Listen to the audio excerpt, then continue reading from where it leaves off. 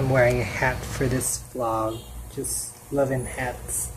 Hey all, it's Louis D again, and I'm using the camera of my phone because I realized that the battery of my camera, the Digicam, ran out. So I'm charging it now, and I decided to kind of film in a different format. So pardon me if it's going to be a little too shaky. Okay, so yeah, let's get started about this video.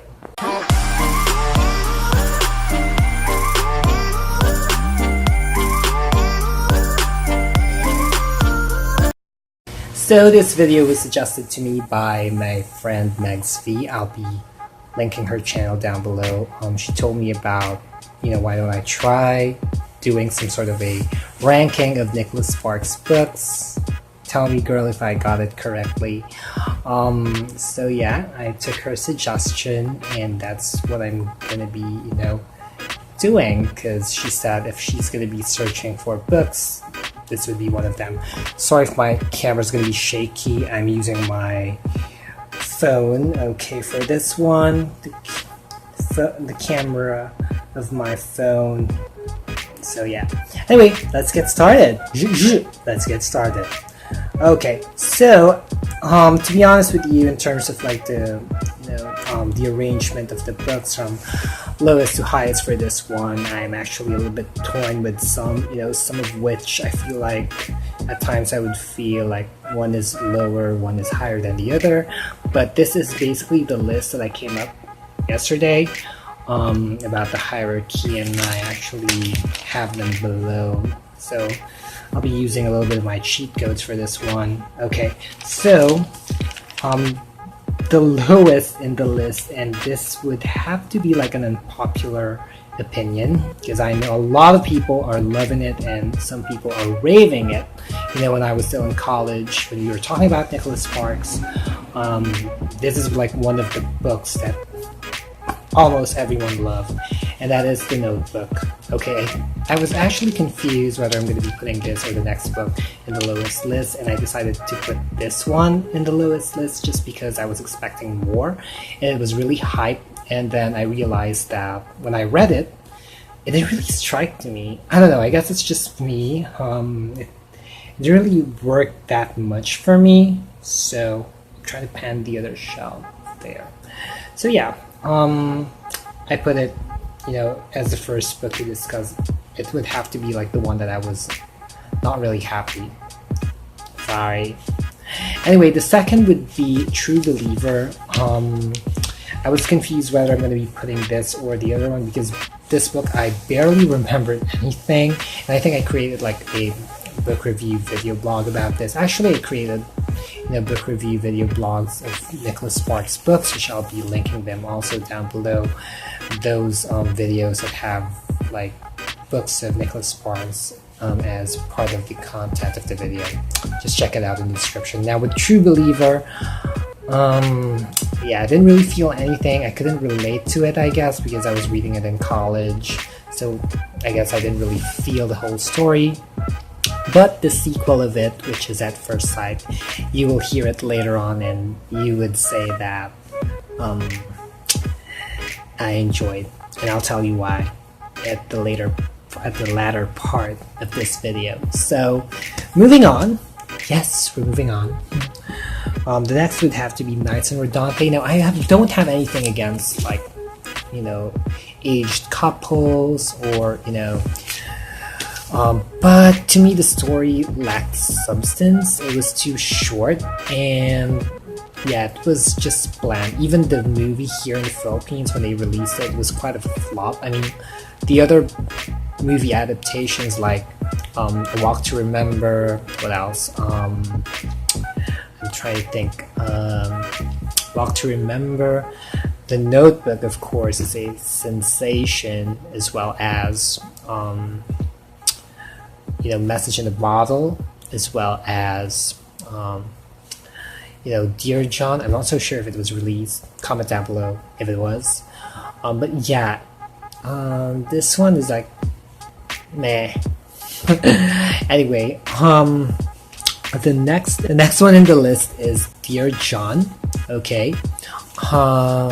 Yeah, to me, I guess I kind of can exchange that with Best of Me just because, like, both of them, you know, in terms of the body or the middle of the story didn't really do much, but the ending was so striking. Like with Dear John, the ending about selling his coin collection, his father's coin collection, so striking, as well as the ending of The Best of Me. Oh my god, why did I spoil that part? I'm so sorry for the spoilers for Dear John. I was guessing everybody kind of knows it.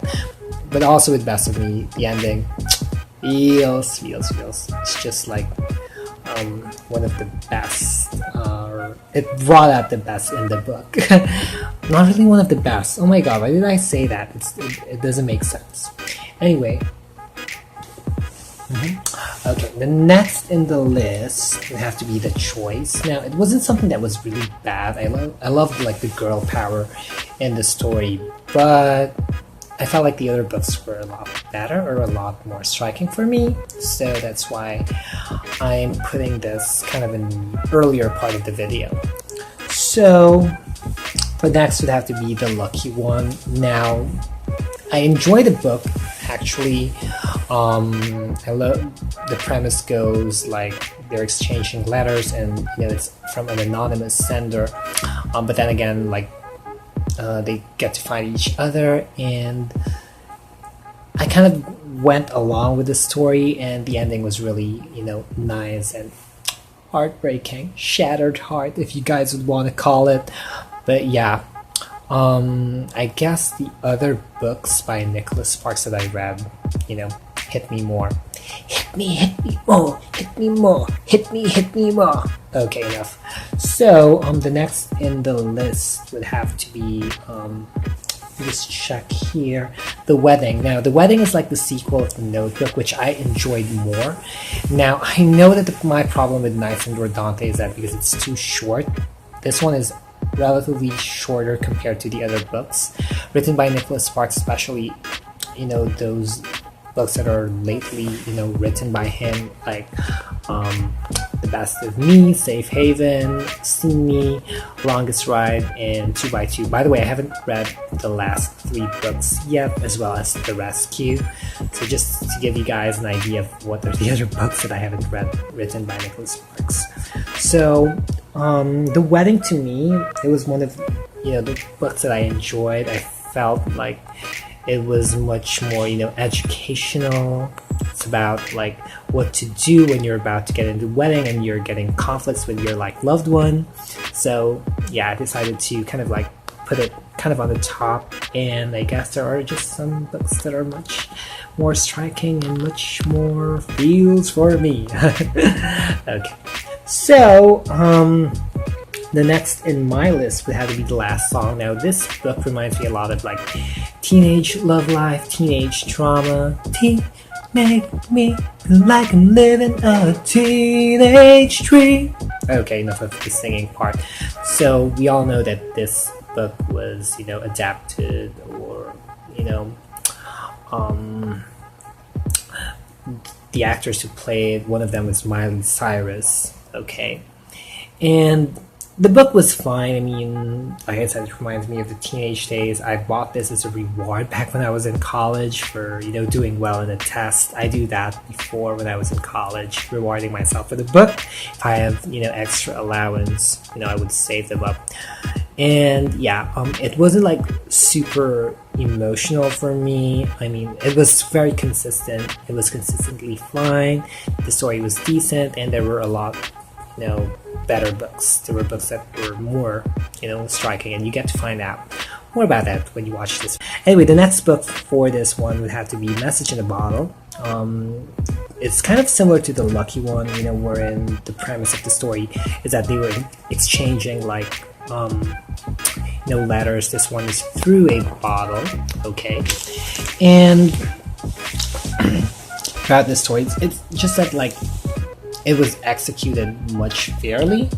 I guess it's like you would say this is like the original. This is one of like the first works, and it's kind of, to me, lately I've been thinking that's kind of weird, because usually when it's like the first works of the author, it's not really that strong or anything, and then they just grow as an author. For this one, like, to me, I just noticed that most, well, except for of course the Notebook, I put it kind of at the bottom list, you know. A lot of Nicholas Sparks' works that were written, you know, in his earlier part of his career were a lot more, you know, striking to me, rather than, I guess, well, they've been kind of consistent. I don't know. I mean, compared to the Lucky One, this one is much more like much more emotional feels. Okay, so the next in the list, it's At First Sight. Now this one is just full of emotions. I got hooked into the story. This is, by the way, the sequel of True Believer, which I so totally opposite of True Believer. With True Believer, I didn't really feel anything, but this one, it's like, oh gosh. This is a book that you would read a lot about heartbreak. It's just so dramatic. You guys have to read it. I mean, I want to share it, but then I have to be careful not to spoil again. So, gotta check that out yourself. And next in the list would have to be, okay, A Bend in the Road. Now this one also is kind of like so sad, you know, it's kind of like fate, and how fate is so playful. And you're gonna be faced with like some dilemmas about like deciding which, you know, how you just gotta read the book. Like I already relive like the scenes again. I remember them, like those that were really striking. You know, the dilemma scenes that I'm talking about in this video. And you guys have to read the book to understand what I'm feeling. It's one of like those books that, oh gosh, I don't know what, I'm lost for words, because it's just so beautiful. It was beautifully executed. And yeah, I guess some people might face these problems of what if you find out someone connected to them did something really wrong to you, to something connected to you personally. I don't know if that makes sense, but that's kind of like the premise of the story. I hope that's not a spoiler, but I guess I just want to let out how I feel about A Bend in the Road. There is a bend in the road. I'm getting out of the band. So anyway, so moving on to the next book. We are moving on. Yeah. So next would have to be The Guardian. Now, I guess I have a thing about suspense or thrillers, and ironically, Nicholas Sparks is able to write like suspense books, and the next one would have to be something that also deals with it. But this one is just a little bit, you know, a little too creepy, or actually, I don't know. Come to think of it now, I can actually exchange that for the next one. I can make them like swap the spots, or they can just like share the same throne, but I have to rank that. So yeah, with The Guardian, oh my god, when I read it, I was like, ooh, creepy dude. Well, that's all I can like tell without like, you know, sharing or spewing too much information about it, because I might spoil it for you. And the next one would have to be Safe Haven. Now with Safe Haven, it was really like a suspense thriller. The scenes were so exciting. When I first read this, I was like, oh no, I feel like now, like the number one, rather being like the best, like the last one that I'm going to be saying, like basically this is my most, you know, favorite book that I read, written by Nicholas Sparks. So it was kind of combating with Safe Haven. It's just full of suspense. I don't know how the movie did it. I'm not sure if they were able to give justice to it, but we'll see and we'll find out. I have yet to see the movie, but the story, the book, it's like there are days when I want to reread it, but then again, I want to explore other worlds as well. So comment down below what you guys think. Anyway, the last in this list, Megz V, want to know what is Louis D viewers. You guys want to know what is the best book for me so far? Yeah, of course. What is that one book that I did not mention in the list? It would have to be A Walk to Remember. You know, I was scared of like reading this book. I was hesitant because I felt like, oh, I've seen the movie several times. My brother was so addicted to the movie. I remember he bought like the VCD and he would, watch it again and again, and he would share it to me. And with this whole, Christian thing that Mandy Moore was doing, and he would like play the music video of Cry again and again. So yeah, I thought like, okay, let me just read it anyway. And it was a lot different, guys. You guys have to read the book. I mean, if you're curious of like, hey, is it different compared to the movie? Yes, it is. Like, the character Landon is a lot more different compared to how the movie portrayed him. You guys have to read the book to understand what I mean. So overall, yes, it is a walk to remember that I enjoyed the most. So I hope you guys enjoyed this video. If you guys like to keep yourselves posted about my videos, just feel free to hit that subscribe button, hit that bell icon somewhere down there to keep yourselves posted as well. Also check me out in LiveJournal and Wattpad. My Wattpad novel, I'm Always Treated Like a Girl, is out. There are chapters that are out. So if you are interested in reading it, please vote for it. Vote for the chapters and feel free to put in your reactions as well to that one. So I think I'm all good. Thank you so much for watching. I hope you enjoyed it. Megz V, I finally did it. So all I can say is you have to unleash the reader in you. Bye all.